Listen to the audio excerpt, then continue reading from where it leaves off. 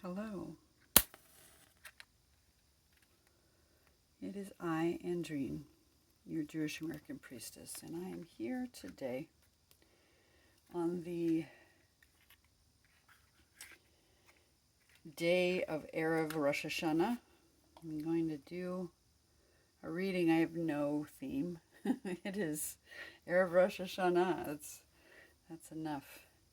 And I have no pattern set out that I'm going to do. I'm just going to see what comes up today.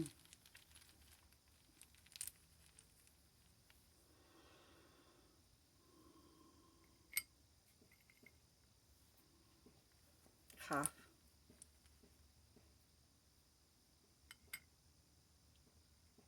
Zayin.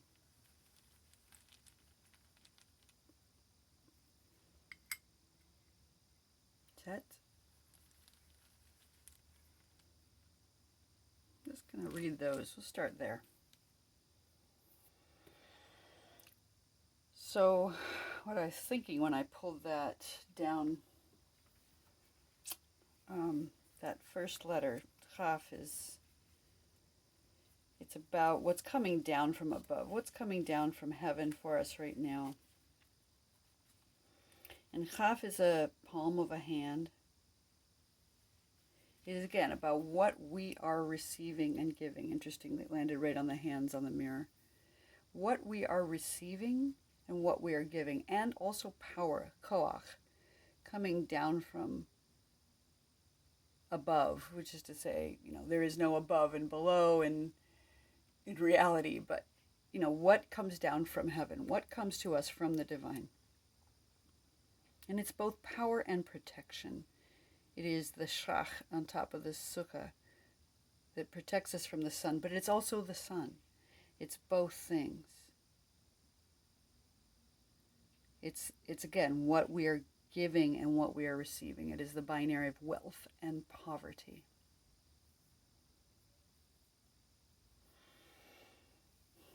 And that's what's coming to us today from above, power and protection, shade and sun, and shade that allows us to see the sun. Wealth and poverty, not being impoverished, but the potential for poverty if we overgive, and the potential for wealth if we retain what belongs to us. Again, holding out that palm for receiving what we are to receive, and also holding out the palm for giving what it is we are to give. What we have down here in the lower right corner is Zayin, and Zayin is this position, is what we know, what is obvious on the surface aspects of things. And Zayin is the number 7. It is that completion. We are at the end of the year, the completion of this year. It's the last day of creation, and that's both true in terms of we're finishing this year, but also true in terms of this idea that creation began 6 days ago, and Rosh Hashanah is the day where creation is completed. So here we are on the 7th day, even though it was Shabbat yesterday, and in this time frame, it is the last day, and it is that day that we take a rest. We don't blow the shofar today. It's a day when we just wait. We finished all the work, and we wait today for Rosh Hashanah to begin at sundown. So number 7, it's a sword and it's a scepter. It is both, again, power and protection. And sometimes it's difficult for me to wrap my mind around kings and sovereigns, because that's not my minchag. That's not. I'm an American. I don't do much for kings, but I do have this understanding of authority and power. I have authority, over people in my life, and I've had authority wielded over me, and protective authority as well, in the form of maybe parents, or ideally parents protect, but not always. But there's something that protects me. So what I know in this reading, in this time, is that I am protected, both with a sword and a scepter. The Zayin sometimes is said to represent the Sabbath bride, that it is the crown that is on top of a Vav. Kind of see that. It's like a Vav with a crown on top.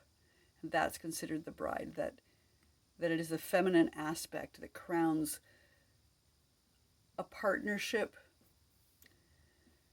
And, again, don't do much with binaries in my life either, but there are binaries in the world, and in the understanding of people who do hold to binaries, the feminine aspect crowns a relationship.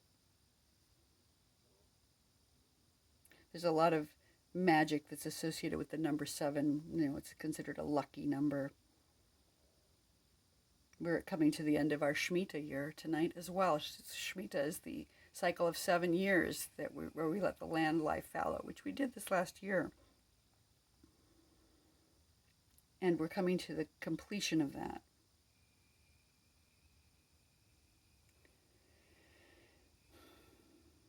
In a marriage, the bride will circle the groom 7 times. There are 7 blessings.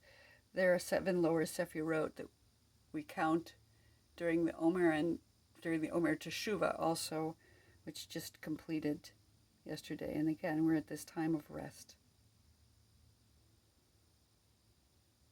And that is what's known in our situation right now. And what is unseen is this Tet. And Tet is a container. It's a womb. You can see it looks like a cup or a vessel of some sort of basket, perhaps. And it is a container that can be seen as a womb. It is the number 9, as in the 9 months of gestation. And it is also goodness. It's easy to see with power and scepters and swords that there might be something, more violent, more, protective, maybe in an unpleasant way, but there's goodness in here too. We've got this womb. The unseen aspect of this time is this womb where we're gestating. And it is the number 9, and so it refers to the blasts of the shofar. We have these 9 staccato blasts in the Truah. We have 9 beats that are held in the Tekiyah. And there are sets of 9 that we blast on Rosh Hashanah, where each person is born again. Each person is reborn into the new year, happening today. So what's unseen is this renewal, this gestation that we're in right now. And the goodness in the gestation. Let's pull out some more letters. I'm going to do the Star of David, it looks like, because we've got the 3 already, so we're going to go with 3 more. What's coming up from below?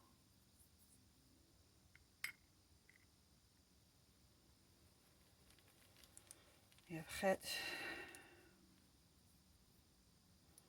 What is it we're to release?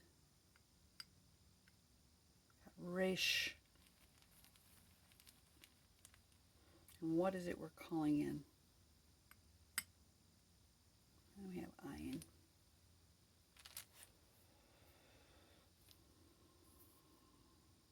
So what's coming up from below? What's the root cause of what's going on here right now is Chet. And Chet is,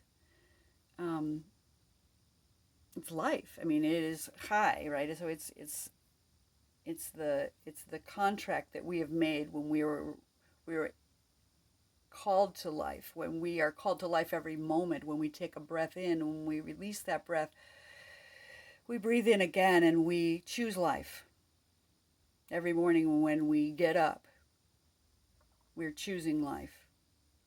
And sometimes our body chooses it for us. But regardless, we are asked to choose life. In the last week's Torah portion, that's that verse where it says, choose life that you may live. I set before you a blessing and a curse. Choose life.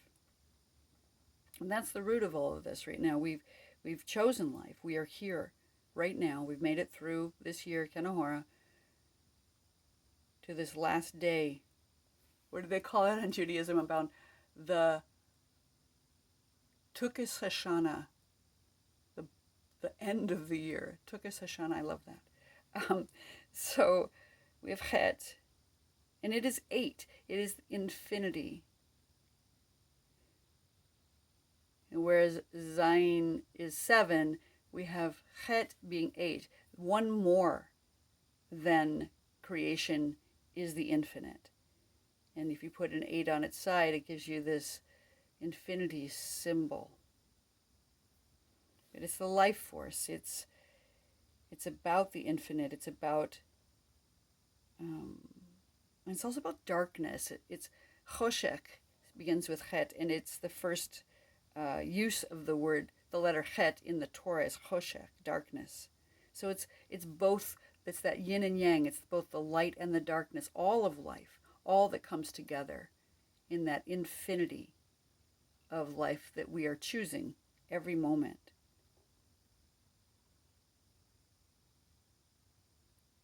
That's the root of our situation, and that which we're releasing right now is Rosh. Rosh is interestingly the Rosh. It's the head. It's the beginning. We're asked to release the beginning. And how I'm seeing that is to release this idea that there is a beginning, because it's a circle. It's a cycle. There's only one wheel. And yes, it looks like we're at the beginning right now as we go into Rosh Hashanah, but it's just the end just blends into the beginning. The snake swallows its tail. To release the idea of it being a beginning, it's just a continuation. Not just a continuation. It is a continuation. It's a marvelous continuation. We don't go in circles. We go in spirals. We spiral up and out.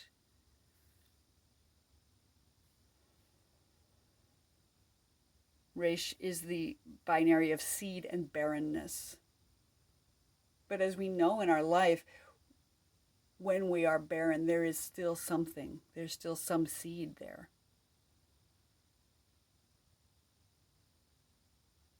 And when we have seed, it can lead to barrenness, maybe if we overgive. So let's release Resh right now and call in. We're going to call in Ayin. And Ayin is the eye. It is being able to see. It is having vision toward a future, toward, also vision toward the past, vision toward what has come before, so that we can perceive and learn from that. And Ayin is the number 70. So we have 7 here, but we have 70 here, which is the ultimate manifestation of completion. It is the 10 times 7. So it's this great completion. And again, the end of the year. Tukish Hashanah. And it is the foundation of laughter. So we're calling in this ultimate completion, this vision, and this laughter. As we move into the new year, we're moving in with joy. We're moving in with laughter. Maybe laughing at our own foibles.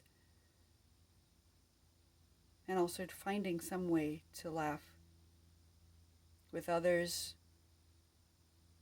with the newness that is coming and understanding that it's not new, nothing new, that there is no beginning, there is no end. It's just the allness.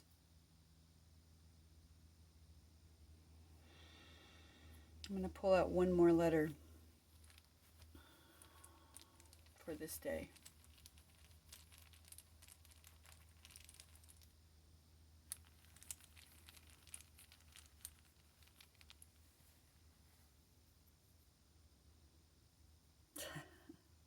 Tough.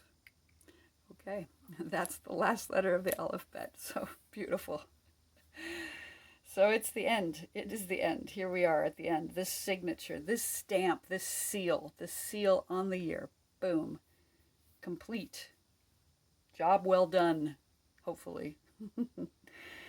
It's a stamp, it's a seal. It's the last letter of the word emet, truth. It can be seen as about being about reincarnation, that there are past lives stamped onto us. And it has to do with judgment and justice too. It's some say it's a dalet with a nun, which spells deen, which speaks to judgment, maybe death, maybe the last judgment, and loving kindness.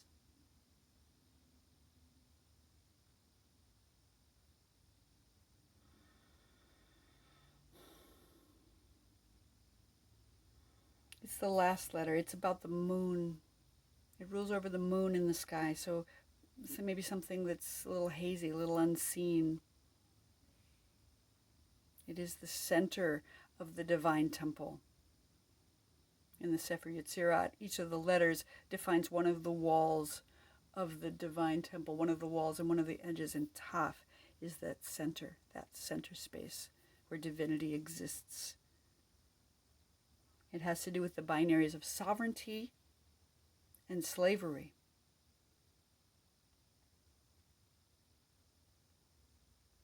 Fullness, completion. The last letter in the word emet. So as we come into this Rosh Hashanah, we have power and giving and receiving coming down from the divine. We have, again, power, scepters, and swords, which are known. We are being protected over both with the shach that's over us, and with the sword and the scepter of the divine sovereign. We have a gestation of something new, something good,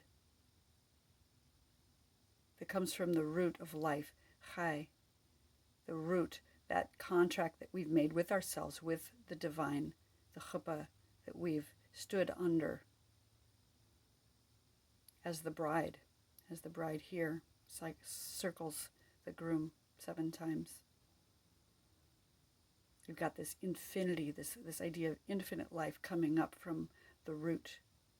We're releasing the idea of beginnings as a starting over point, but more as a spiral, more as a jumping off point, that there is no real beginning, there's no real end. There's just now. We're calling in vision, the ability to see, the ability to laugh, and this ultimate completion of the year, 70. And we seal it with Taf in the center, a final stamp, signature, seal. The last letter in the word emet, truth. Shana Tova, everyone, Tikatevu. We hope that you are written in the book of life and sealed for a good life. And we will see you next time.